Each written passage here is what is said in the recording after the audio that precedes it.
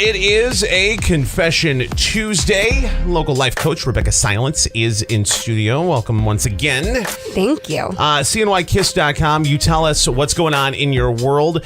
Tell it. And here's the thing. You guys don't have enough time for what I have going on. Everyone seems to make their drama into more than it really gold. is. It's like gold. It really is. They make it into so much more. It's, everything's all complicated and intertwined and, and this, that, and the other thing. And that's where you come in. And we simplify it. Yeah. We just make that complicated mess simple and give you steps to move forward. And you cut through the crap and just get it done. So CNYKiss.com and you're good to go. And for more on Rebecca, InspiredResultsCoach.com as well. InspiredResultsCoach.com. Here is an email. Ready? Yes. All right, here we go.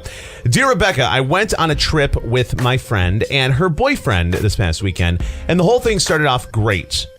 But on the last night, they got into a nasty fight. It never got physical, but she ended up staying in my hotel room because they had to be separated. We were talking today, and she told me she wants my honest opinion on whether or not they should be together. Truthfully, I think her boyfriend is an okay guy, but I don't like the way he talks to her. Is it bad news if I tell her she should break up with her boyfriend? Should I even give my opinion at all? This is a great question. This happens all the time. It does, and there are a few different layers here. We'll just start with your question at the end of the email. Should you give your opinion? So understand that your opinion is based on your experience. Right. It doesn't mean that your opinion is what's best for your friend. And so a lot of times the people we love the most, they want our opinions because we're in their inner circle and our opinion matters. That's not a bad thing. But what happens is if you give someone your opinion telling them what to do, it can be a recipe for them getting mad at you if it doesn't go the way that they wanted it to. Or you tell them something that they don't want to hear. And you got to be careful with that because there's a few different one-liners, if you will, that I use in these situations. I just had two different friends this week getting in touch with me, asking me what to do. Literally, you're the guru. What do I do here? And here's what I said. I said, what do you think? Go to InspiredResultsCoach.com. So here's a couple of questions that really, really work. Number one, I said, what do you think you should do? Right? I mean, and I'm not being a jerk. I seriously, I want to hear more. Like, what's your gut telling you? What do you think you should do? I encourage you, when people are coming to you for advice, to ask questions instead of telling them what to do. Right. Then, if they say, this is what I think I should be doing, another great one-liner is to say, whatever you decide, I'm going to love you and support you no matter what, right? And then I also often say, here's what I would do. I'm not saying this is what you should do. I do a disclaimer because I don't want them to think that I have the answers because I don't. Everyone is their own expert on themselves. Nobody has answers for them because what I think is based on my life and my experiences, my judgments.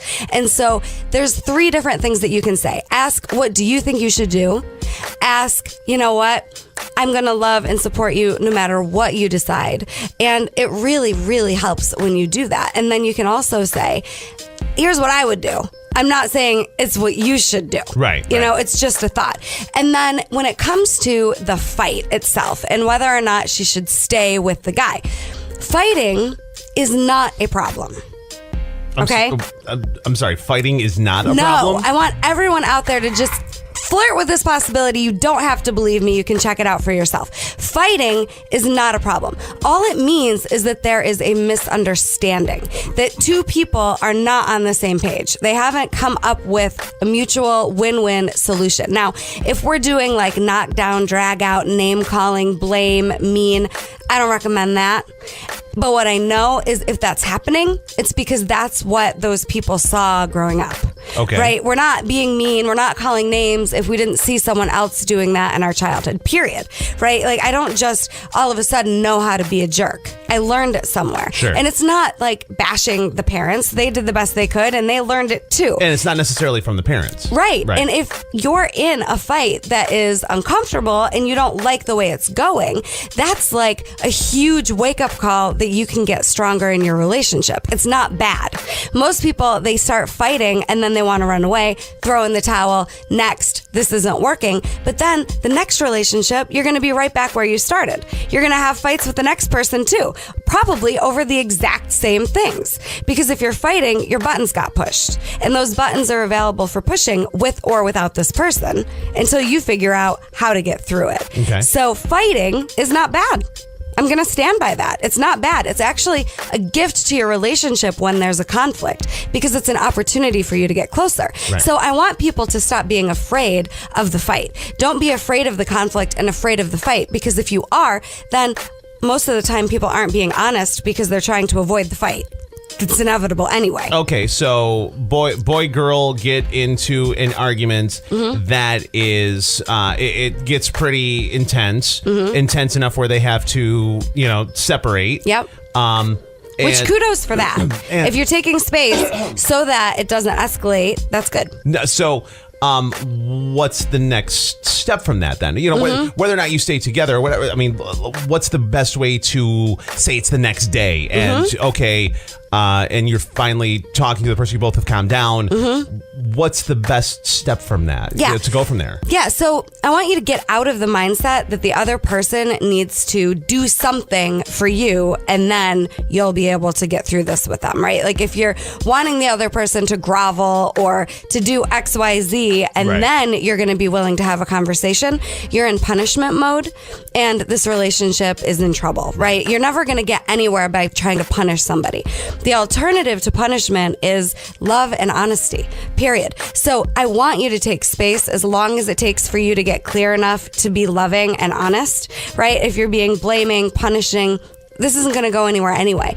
So what I mean by being loving and honest is letting them know by only talking about yourself, what's going on. Like, I feel hurt. I feel scared.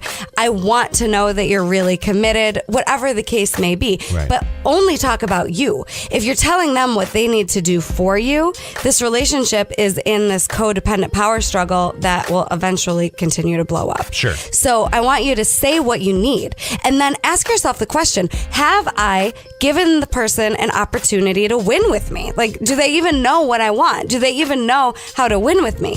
You got to offer solutions to your partner. You have to let them know, all right, this is what will work. My husband and I have been doing this so much recently with my cancer diagnosis and doctor's appointments. Mark will say, all right, this is what I'm going to need if, this is what we have to do in terms of doctor's appointments or whatever. So he'll come to me with, this is what I need. This is what I want. This is how I'm feeling. And it makes it go so much better. Absolutely. And if both people can do that, it sounds way simpler than it is when you're in the heat of the moment. Well, it's finding a way to communicate at the end of the day. But wait to communicate until you know what it is that you want. Right. Don't just try to communicate because you're afraid of losing the person.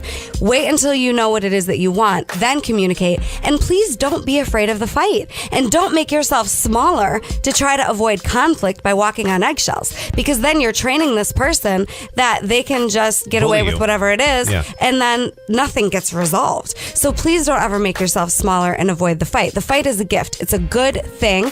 It lets you know where the relationship is. And then often too, people are just fighting for the relationship because they're so afraid of losing it. So let each other know, hey, I love you. I want to get through this.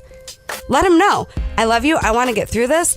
Here's what I want to do that. Here's what I need to do that. And then see where it goes. Local life coach Rebecca Silence, inspiredresultscoach.com on a Confession Tuesday. And be really careful of telling your friends what to do. Because in my experience, they may get mad at you later. So make sure you ask them what they think they should do and just be really careful with that. It's a Confession Tuesday. What is going on in your world? What drama is happening? CNYKiss.com. Tell your story, submit it confidentially, and we'll handle it confidentially and for free here on the air. And for more on Rebecca, of course, you can like her on Facebook and inspiredresultscoach.com. We'll see you next week. Thanks, everybody. Email us.